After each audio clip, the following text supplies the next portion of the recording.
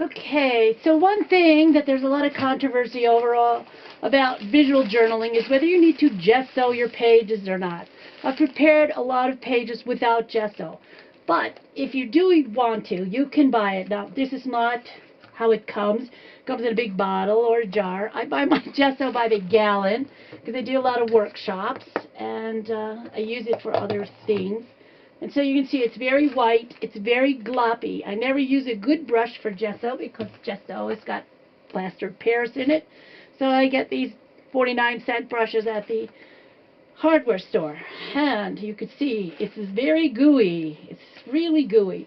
And when you put gesso on, this is not about being pretty. This is about glopping it on because it provides texture. It gives your paper what we call tooth. Something that helps the paint stick to it. So I put a lot of gesso on this page. I will put some gesso on this page as well. Gesso, gesso, gesso. It's very sticky. It's a background preparation. Again, you don't have to use it. But if you want to, it gives your paper a lot of weight. And your colors will come up a little bit more vibrant because the paint won't absorb the paper won't absorb the paint anymore. So that's what it looks like. Now, one of the cool things is that you can make textures with it. Pounce your brush on it, use the end of your brush, and make some letters. Make some cross hatching. You can do, this is called sgraffito, or scratch graffiti is what I call it. You can use little pieces of paper, or you can stick paper into it. I'm going to spill the water. Here's some text that I have hanging around on my desk, and I'm just going to bury some of it here. Use as much or as little gesso as you want. You can have it completely submerged for texture.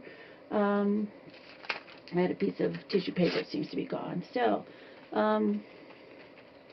that's gesso. So you can get some texture into it.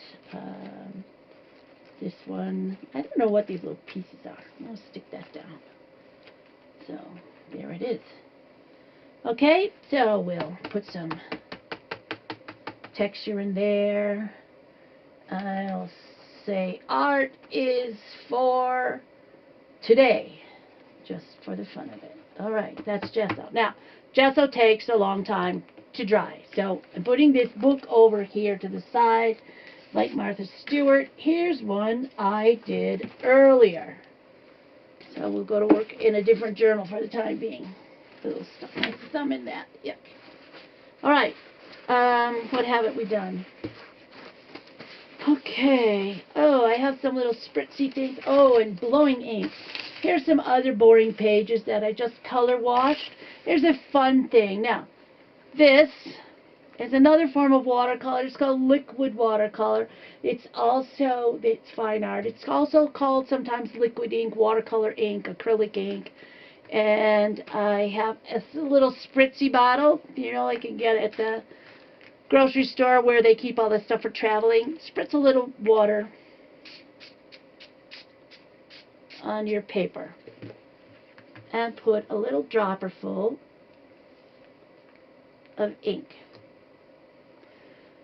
You can also mix some watercolors, very little light watercolors. Now, because I made the paper wet, this will feather out and drizzle. Just shake your paper. Kind of like a Rorschach thing. Another thing you can do with it is take a straw, it's a little coffee stirrer, and blow.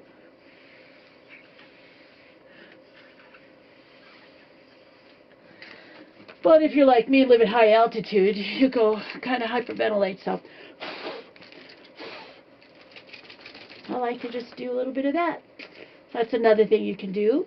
You can also thin your paint out and put it into a little spritzer. This is glimmer paint somebody gave me.